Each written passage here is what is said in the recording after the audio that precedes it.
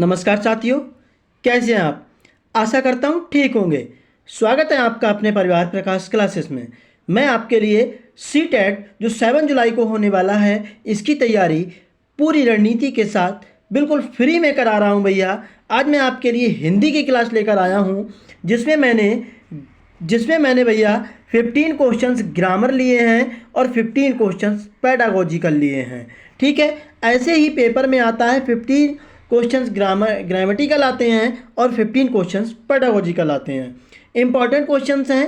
Video अगर आपको पसंद आए तो लाइक ज़रूर कर दें, शेयर भी कर दें, चैनल को ज़रूर सब्सक्राइब कर लें। आने वाले हर एग्जाम की तैयारी प्रकाश क्लासेस के साथ बिल्कुल मुफ्त में होगी, कोई भी चार्ज नहीं। आपका प्यार चाहिए प्रकाश क्लासेस को, बिल्कुल भैया। कोई भी फालतू की बात नहीं करते वीडियो में, हम बस ओनली कंटेंट की बात करते हैं। चलिए तो बिना समय गवाए हुए स्टार्ट करते हैं। पहला क्वेश्चन आपकी स्क्रीन पर, वीडियो को पूरा वॉच करें भैया। पहला क्वेश्चन क्या है, ता वर्ग का उच्चारण स्थान क्या है? क्या मूर्धा, दंत, ओष्ठ या कंठ?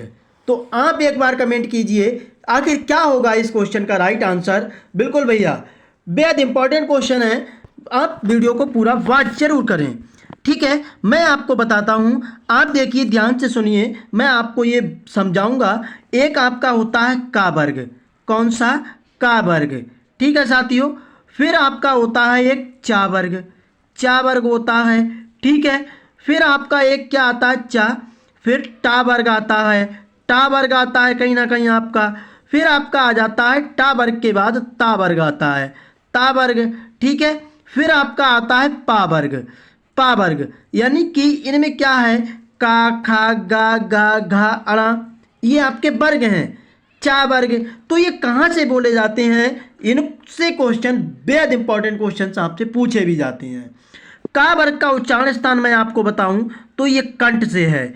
आपका कंठ से, जब कंठ ही चलेगा, आप का बोलेंगे तो कंठ चलेगा, ओठ, दांत ये आपके कुछ भी नहीं चलेंगे। ठीक है, फिर चा वर्ग आपका आता है चा, चा आप बोल के देखिए, चा तालू से कहीं ना कहीं जाएगा। कहाँ से जाएगा? तालू से जाएगा, आप तालू से बोलेंगे, तालू से भैया। ठीक है, बिल्कुल। और टा वर्ग आपका कहाँ जाता है? मूर्धा से जाता है। क्या मूर्धा से जाता है? मूर्धा क्या होता है? दांत और तालू के बीच का जो सिरा होता है उसी को कहीं ना कहीं मूर्धा कहते हैं। आज टा बोलेंगे, टा, टा, टा बोलेंगे, ठा बोलेंगे तो आपकी जीभ दांत के ऊपर स्पर्श करेगी। ठीक है, फिर आपका ता वर्ग आता है, ता वर्ग किस में जाता है? दंत में। आप ता बोल के देखिए, ता बोलेंगे तो आपकी जीभ दांतों को स्पर्श करेगी। ठीक है, और पा, आप बिना ओठ चलाए आप पा को नहीं बोल सकते, यानी ये ओष्ठ से बोला जाता है।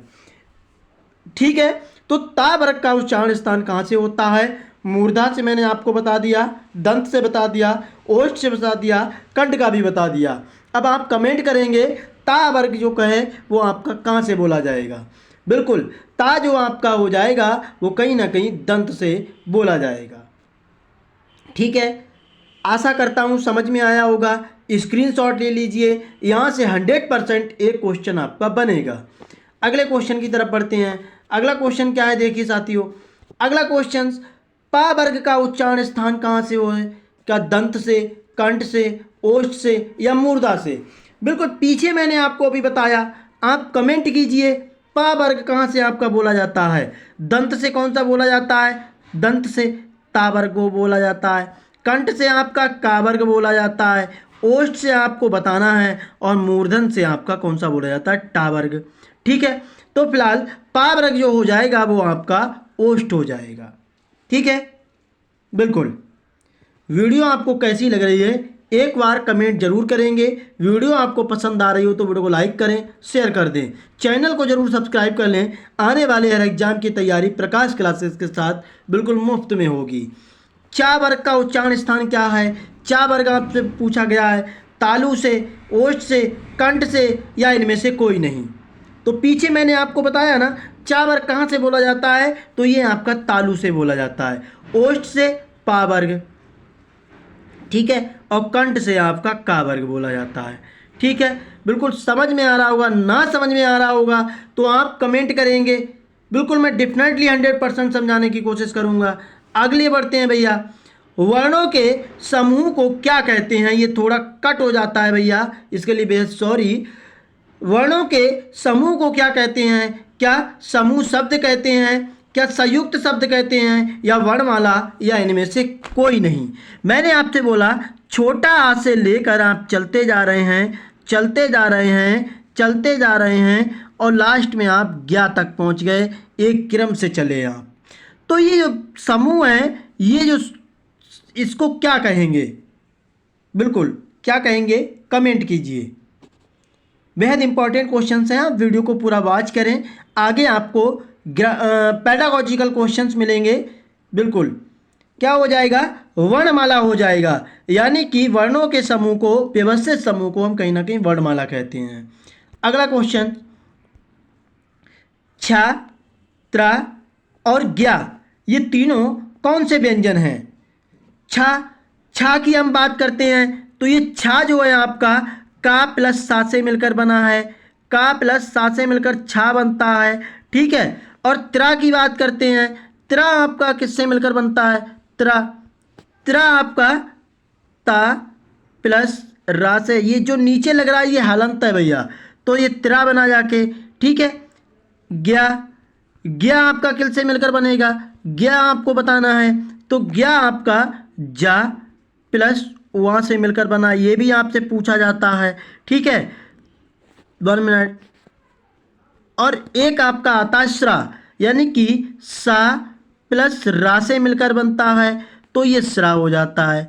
ये चार जो आपके होते हैं ये संयुक्त अक्षर होते हैं, ठीक है, संयुक्त अक्षर होते हैं। तो ये संयुक्त अक्षर कहीं ना कहीं आपके हो जाएंगे, क्योंकि दो अक्षरों के मेल से बनने वाले व्यंजनों को संयुक्त अक्षर कहते हैं। ऊष्म व्यंजन आपके चार होते हैं, ऊष्म व्यंजन आपके चार होते हैं। कौन कौन से? एक ये वाला सा और ये वाला सा, और एक आपका हा होता है, ठीक है, बिल्कुल। एक आपके अंतस्थ व्यंजन होते हैं। कौन से? अंतस्थ व्यंजन होते हैं। अंतस्थ व्यंजन भी चार होते हैं। कौन से? या, रा और ला और वा, ठीक है, ये आप ध्यान रखना। बिल्कुल डेफिनेटली 100% क्वेश्चन आपसे यहाँ से पूछे जाएंगे। CTET में फेवरेट क्वेश्चन है ये, बिल्कुल स्क्रीनशॉट लिया जाए, फिर हम आगे बढ़ें भैया। फिलहाल इस क्वेश्चन का राइट आंसर आपका ए करेक्ट हो जाएगा।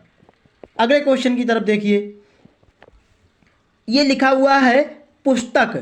पुस्तक कौन सा शब्द है? क्या तद्भव, तत्सम, देशज या विदेशज?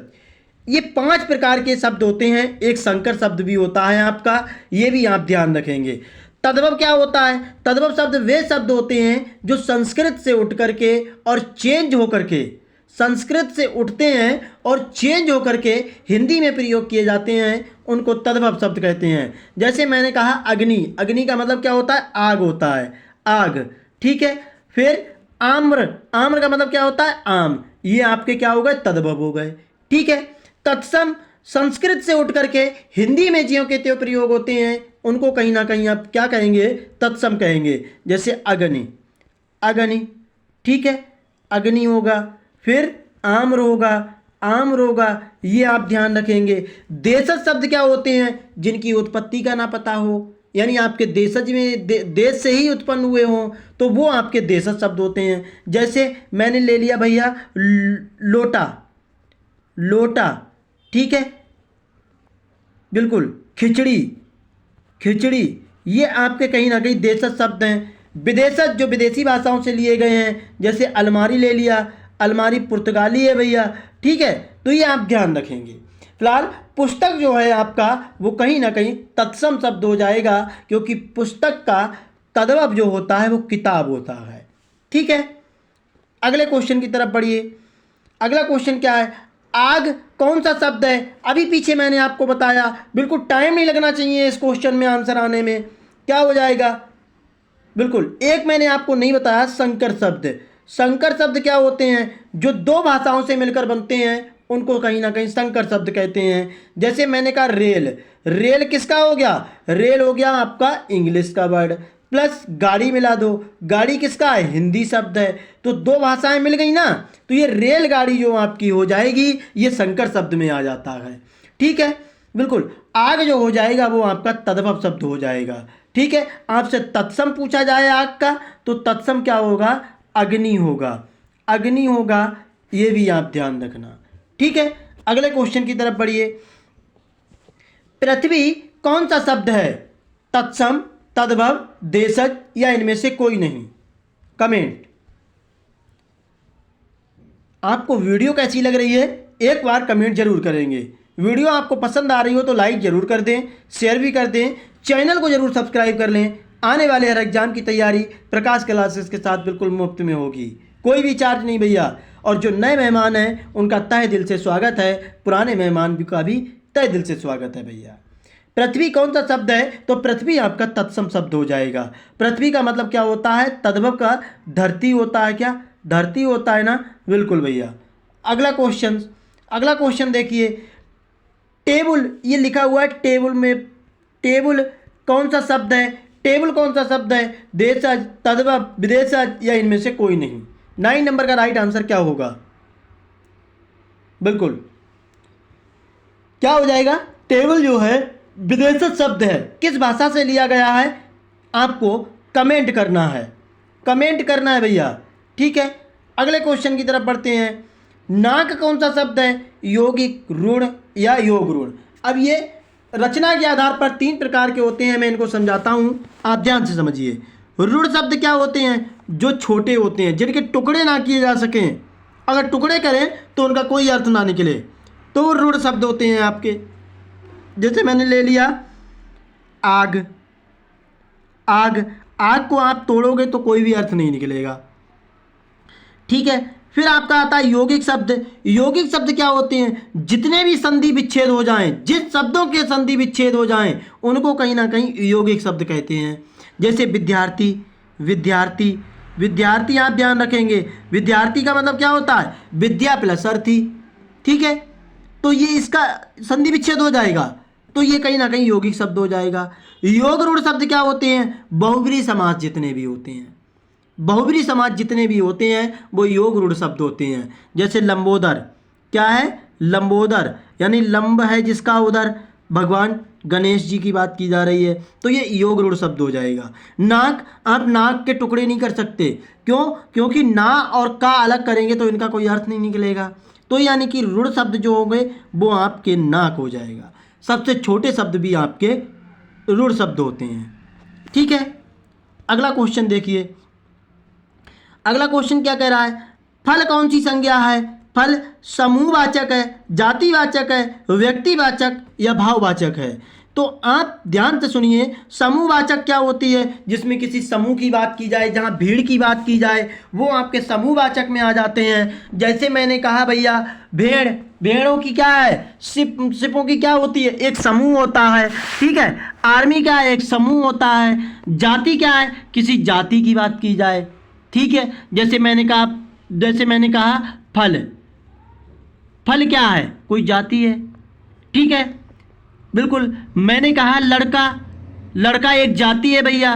ठीक है, फिर व्यक्तिवाचक यानी कि मैंने किसी का नाम ले लिया, जैसे आम का फल, आम का फल, यहीं से समझिए, आम, आम का फल। ठीक है, लड़का मैंने कहा मोहन, मोहन, तो ये कहीं ना कहीं आपका क्या हो गया, मैंने किसी का नाम ले लिया तो इसका मतलब व्यक्तिवाचक हो गया। भाववाचक क्या होते हैं, जिनको हम महसूस कर सकते हैं लेकिन टच नहीं कर सकते। जैसे ईमानदारी की बात करो, ईमानदारी, ईमानदारी। ठीक है, बचपन की बात कर लो भैया, बचपन की बात कर लो, ये कहीं ना कहीं आपके क्या हो जाएंगे, ये आपके भाववाचक हो जाएंगे। फल, फल क्या है आपका, कमेंट कीजिए। फल आपका कहीं ना कहीं हो जाएगा जातिवाचक, मैंने आपको बता दिया। ठीक है, बिल्कुल। अगले क्वेश्चन की तरफ बढ़ते हैं भैया। अगला क्वेश्चन क्या है, ईमानदारी कौन सी संज्ञा है, मैंने अभी आपको बताया, क्या व्यक्तिवाचक, भाववाचक, समूहवाचक? तो जो ईमानदारी है हम टच नहीं कर सकते लेकिन महसूस तो कर सकते हैं ना, और जहाँ महसूस कर जाएं वहाँ हमारी क्या हो जाती है, भाववाचक संज्ञा हो जाती है। ठीक है, अगला क्वेश्चन देखते हैं, लंबोदर में कौन सा समास शब्द है? अभी मैंने पीछे आपको बताया यही वाला और यही आ गया। रूढ़ शब्द क्या होते हैं, जो छोटे शब्द होते हैं। यौगिक शब्द जिनकी क्या हो सके, कमेंट, जिनकी भैया संधि विच्छेद हो सके, और योग ऋण शब्द जो होते हैं बहुब्रीहि समास होते हैं, यानी हमारा सी करेक्ट हो जाएगा। ठीक है, अगला क्वेश्चन देखिए, सोना कौन सी संज्ञा है, यानी जितने भी द्रव आते हैं, द्रव जितने भी मटेरियल हैं, राइस हैं, तो ये सब किस में आते हैं, द्रव्यवाचक में आते हैं। ठीक है, बिल्कुल। अगला क्वेश्चन देखिए, मैं कौन सा पुरुष है। मैं, तीन प्रकार के पुरुष होते हैं भैया, एक उत्तम पुरुष, मध्य पुरुष, अन्य पुरुष। देखिए इनको पहचानने की एक छोटी सी ट्रिक है। उत्तम माने मैं, देखिए जब दो बंदे आपस में बात कर रहे हैं, एक बंदा ये है भैया, एक बंदा ये है आपका, और एक बंदा आपका ये है। ठीक है, एक बंदा ये है आपका, एक बंदा ये है, ये दोनों आपस में किसके बारे में बात कर रहे हैं, इसके बारे में बात कर रहे हैं मान लो। ठीक है, समझिए ध्यान से। तो ये बोल रहा है, ये बोल रहा है, और ये सुन रहा है, और ये सुन रहा है। ठीक है, तो बोलने वाला क्या हो गया, बोलने वाला भैया अपना हो गया, मैं कहता हूं, यानी मैं उत्तम हूं। मध्यम का मतलब ये बीच वाला है जो सुन रहा है, और तीसरा जो अन्य पुरुष जिसके बारे में बात हो रही है। ठीक है, तो ये कहीं ना कहीं क्या हो जाएगा, मैं अपने आप के लिए उत्तम समझता हूं, तो इसीलिए मेरा उत्तम पुरुष हो जाएगा। ठीक है, आप जरूर कमेंट करेंगे 15 क्वेश्चंस आपके ग्रामेटिकल थे, कैसे आपको लगे, क्या समझ में आया, क्या नहीं समझ में आया, जरूर। और भैया इतने सारे लोग इस वीडियो को देख रहे हैं, किसी ने भी लाइक नहीं किया। आपके कमेंट और लाइक से हमारे लिए मोटिवेशन मिलता है, और इसी मोटिवेशन से हम आपके लिए अच्छी से अच्छी वीडियो को लाने की कोशिश करते हैं। अब हम स्टार्ट करते हैं पेडागोजिकल क्वेश्चन से। देखिए पेडागोजिकल पहला क्वेश्चन क्या है, प्राथमिक विद्यालय के छात्रों को हिंदी व्याकरण सिखाने का प्राथमिक लक्ष्य क्या है। नियमों को रटने को प्रोत्साहित करना, भाषा संरचना और नियमों की समझ विकसित करना, शब्दावली अधिग्रहण को बढ़ाना, या भाषा के प्रयोग में रचनात्मकता को बढ़ावा देना। देखिए जब आपको पेडागोजिकल क्वेश्चन सॉल्व करने हो तो आप पॉजिटिव आंसर पॉजिटिव देंगे, और निगेटिव क्वेश्चन के लिए निगेटिव आंसर देंगे। ठीक है, रटना केवल और याद करना, कंटेस्ट करना, ये आपके निगेटिव पॉइंट होते हैं। ठीक है, तो रटना आपका क्या है, बिल्कुल निगेटिव है, हमसे पॉजिटिव पूछा गया, हटा दीजिए। नियमों की समझ विकसित करना, क्या ये राइट हो सकता है, जरा एक बार आप भी कमेंट करेंगे। बिल्कुल, क्या हो सकता है, शब्दावली अधिग्रहण को बढ़ाना, नई शब्दों को नहीं बढ़ाना है। भाषा के प्रयोग रचनात्मकता को बढ़ावा देना, ये इतना इंपॉर्टेंट नहीं है।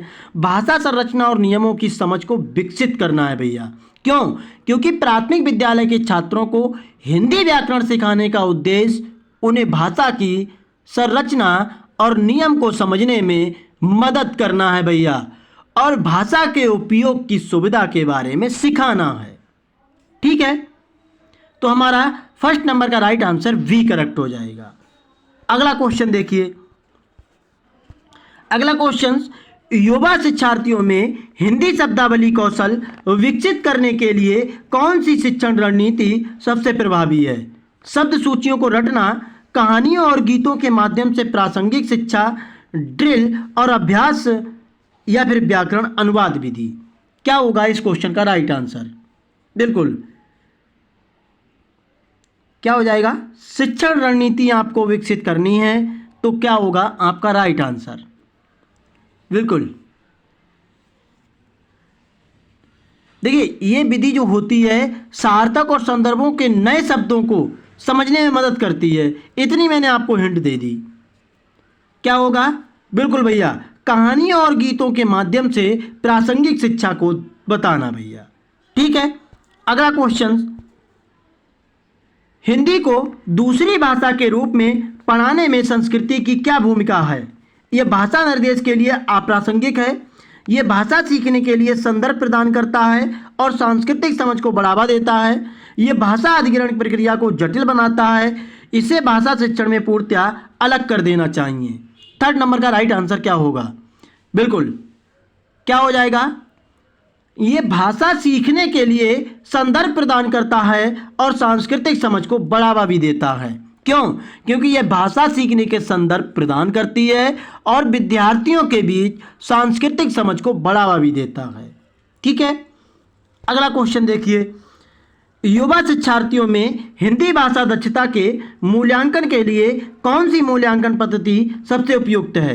मानकीकृत परीक्षण, मौखिक साक्षात्कार या बहुविकल्पीय परीक्षण या लिखित परीक्षा। क्या करना है आपको? हिंदी भाषा दक्षता के मूल्यांकन के लिए कौन सी मूल्यांकन पद्धति आपको अपनानी है? बिल्कुल 4 नंबर का राइट आंसर क्या हो जाएगा? मौखिक साक्षात्कार आपको कराना होगा, बच्चों का पूछना होगा उनसे। ठीक है, अगला क्वेश्चन देखिए, शुरुआती शिक्षार्थियों को हिंदी पढ़ने का कौशल सिखाने के लिए कौन सा दृष्टिकोण अनुशासित है?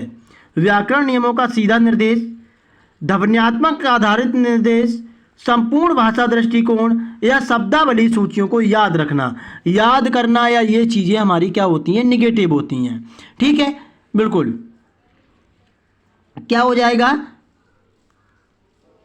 हाँ बिल्कुल भैया, ध्वन्यात्मक आधारित निर्देश हो जाएंगे आपके 5 नंबर का। क्यों?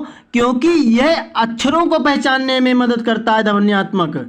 ये आप ध्यान रखना, जब बच्चा अक्षरों को पहचानेगा तो भाषा अपने आप सीख जाएगा। ठीक है, अगला क्वेश्चन देखते हैं, युवा शिक्षार्थियों को हिंदी सिखाने में दृश्य सामग्री के उपयोग का क्या महत्व है? ये छात्रों को सीखने से विचलित करता है, ये समझ और धारण को बढ़ाता है, ये भाषा सीखने के लिए प्रभावी नहीं है, ये केवल दृश्य शिक्षार्थियों को लाभ पहुंचाता है। 6 नंबर का राइट आंसर क्या होगा? बिल्कुल क्या हो जाएगा? ये समझ और धारण को बढ़ाता है, जो धारण करने यानी चीज़ें स्टोर करने, मेमोरी में स्टोर करने की क्षमता होती है उसको बढ़ाता है, और बच्चे को समझ भी बढ़ाता है, यानी हमारा वी राइट आंसर हो जाएगा। अगला क्वेश्चन, प्राथमिक विद्यालय के छात्रों में हिंदी लेखन कौशल विकसित करने के लिए कौन सी शिक्षण रणनीति सबसे प्रभावी है? पाठ्य पुस्तकों से वाक्यों की नकल करना, श्रुतिलेख अभ्यास, स्वतंत्र लेखन और जर्नलिंग, व्याकरण के नियमों को याद करना। याद करना मैंने कहा हटा दो, 3 ऑप्शन बचे हैं आपको। श्रुतिलेख अभ्यास भी एक निगेटिव होता है। अब नकल भी करना, तो आपका क्या बचा? स्वतंत्र लेखन और जर्नलिंग बचा, क्योंकि ये विधि अत्यधिक आत्मविश्वास और दक्षता को बढ़ावा मिलता है भैया इससे। ठीक है, अगला क्वेश्चन, प्रौद्योगिकी को हिंदी भाषा शिक्षण में प्रभावी ढंग से कैसे एकीकृत किया जा सकता है? पारंपरिक शिक्षण विधियों को पूरी तरह से बदलकर इंटरएक्टिव मल्टीमीडिया संसाधनों के साथ कक्षा निर्देश को पूरक करके, छात्रों को भाषा सीखने के लिए प्रौद्योगिकी का उपयोग करने से हतोत्साहित करके, या प्रौद्योगिकी के उपयोग को केवल शिक्षक निर्देशित गतिविधियों तक सीमित करके। मैंने आपको बताया केवल मेले हटाओ से हतोत्साहित नहीं करना है बच्चों को। ठीक है, बिल्कुल 8 नंबर। अब आपके पास 2 ऑप्शंस बचे हैं, क्या होगा राइट आंसर? बिल्कुल भैया, पारस्परिक शिक्षण विधियों को पूरी तरह से बदलना नहीं है। ठीक है, इंटरएक्टिव मल्टीमीडिया संसाधनों के साथ कक्षा निर्देश को पूरक करना है आपको, इसीलिए प्रभावी ढंग से एकीकृत किया जा सकता है। ठीक है, अगला क्वेश्चन देखिए, कौन सा शिक्षण दृष्टिकोण छात्र केंद्रित सीखने और हिंदी भाषा कक्षाओं में सक्रिय भागीदारी को प्रोत्साहित करता है? शिक्षक केंद्रित निर्देश, प्रत्यक्ष निर्देश दृष्टिकोण, संचारी भाषा शिक्षण या व्याकरण अनुवाद विधि? क्या होगा? छात्र केंद्रित सिखाना है आपको। 9 नंबर का राइट आंसर आपका हो जाएगा संचारी भाषा शिक्षण। ठीक है, अगला क्वेश्चन, हिंदी भाषा कौशल को बेहतर बनाने में फीडबैक की क्या भूमिका है? भाषा सीखने के लिए ये अनावश्यक है, यह सही भाषा उपयोग को सुदृढ़ करने में मदद करता है, ये छात्रों को गलतियां करने में हतोत्साहित करता है, ये केवल मैंने कहा हटाओ भैया, पॉजिटिव हमसे पॉजिटिव आंसर देना है। ठीक है, बिल्कुल हतोत्साहित भी नहीं करना है आपको, अनावश्यक भी नहीं है, ये भाषा उपयोग को सुदृढ़ करने में मदद करता है। ठीक है, अगला क्वेश्चन, हिंदी भाषा शिक्षण में सांस्कृतिक संवेदनशीलता का समावेश कैसे किया जा सकता है? सांस्कृतिक मतभेदों को नज़रअंदाज करके, रूढ़िवादिता और पूर्व ग्रहों को बढ़ावा देकर, प्रामाणिक सांस्कृतिक सामग्रियों और दृष्टिकोणों को एकीकृत करके, या संस्कृति के बारे में चर्चा से पूरी तरह बचकर। क्या आप कोई भी आपको अगर चर्चा करनी है तो क्या आप उससे बचेंगे? जब आप बचेंगे तो भैया टीचर का एक बात के हैं। ठीक है, लैंगिक पूर्वाग्रह को बढ़ावा देंगे नहीं, नज़रअंदाज भी नहीं करना है आपको, प्रामाणिक सांस्कृतिक सामग्रियों और दृष्टिकोणों को एकीकृत करना है। देखिए, आप नेगेटिव यानी जो आपके जो ऑब्जेक्टिव टाइप क्वेश्चंस होते हैं उनमें ऑब्जेक्ट को निगलेक्ट करके आंसर को खोजने की कोशिश करेंगे। बिल्कुल डेफिनेटली 100% आपको आंसर पॉजिटिव मिलेगा। अगला क्वेश्चन देखिए, सभी भाषा कौशलों जैसे पढ़ना है, लिखना है, सुनना है, बोलना है, ये क्रम से आपसे पूछा जाता है। ये भी आप ध्यान रखना, इनका क्रम क्या होता है आप जरूर बताएंगे। सबसे पहले आप सुनेंगे, फिर बोलेंगे, फिर पढ़ेंगे, फिर लिखेंगे आप कहीं ना कहीं। हिंदी भाषा दक्षता के मूल्यांकन के लिए कौन सी मूल्यांकन पद्धति सबसे उपयुक्त है? वह विकल्पीय परीक्षण, लिखित परीक्षा, प्रदर्शन आधारित आकलन या मौखिक प्रस्तुतियां? तो आप प्रदर्शन आधारित आकलन अगर कराएंगे बच्चों को, डेफिनेटली 100% बच्चा बहुत अच्छे से सीखेगा। अगला क्वेश्चन, हिंदी कक्षाओं में सहायक भाषा सीखने का माहौल बनाने का क्या महत्व है? अप्रासंगिक नहीं करना है आपको। ये शिक्षार्थियों में आत्मविश्वास और प्रेरणा को बढ़ावा देता है, बाधा नहीं डालेगा, प्रतिस्पर्धा को भी बढ़ावा नहीं देना है। यानी हमारा राइट आंसर वी करेक्ट हो जाएगा। अगला सेकंड लास्ट क्वेश्चन इस वीडियो का, हिंदी भाषा कक्षाओं में विभेदित निर्देश कैसे लागू किया जा सकता है? सभी छात्रों के लिए समान शिक्षण दृष्टिकोण का उपयोग करके, व्यक्तिगत आवश्यकताओं और क्षमताओं के आधार पर व्यक्तिगत शिक्षण अनुभव प्रदान करके, केवल मैंने कहा हटा दो, सीखने की शैली को नज़रअंदाज नहीं करना है। अब दो ऑप्शन आपके पास बचे हैं। बिल्कुल क्या हो जाएगा? समान शिक्षण दृष्टिकोण का उपयोग नहीं करेंगे, इतना इंपॉर्टेंट नहीं है, लेकिन व्यक्तिगत आवश्यकताओं और क्षमताओं के आधार पर व्यक्तिगत शिक्षण अनुभव प्रदान जरूर करेंगे। ठीक है, लास्ट क्वेश्चन इस वीडियो का भैया, युवा शिक्षार्थियों को हिंदी सिखाने के लिए निम्नलिखित में से कौन सी सबसे प्रभावी तकनीकी है? आपको ये मैं होमवर्क दे रहा हूं, होमवर्क है भैया आपका, ये आपको कमेंट जरूर करना है। जिसने भी वीडियो लास्ट तक देखी होगी वो जरूर कमेंट करेगा। ठीक है, वीडियो आपको कैसी लगी एक बार कमेंट जरूर करेंगे। वीडियो आपको पसंद आई हो तो लाइक कर दें, शेयर कर दें, चैनल को भी सब्सक्राइब कर लें। आने वाले हर एग्जाम की तैयारी बिल्कुल मुफ्त में होगी। जय हिंद साथियों।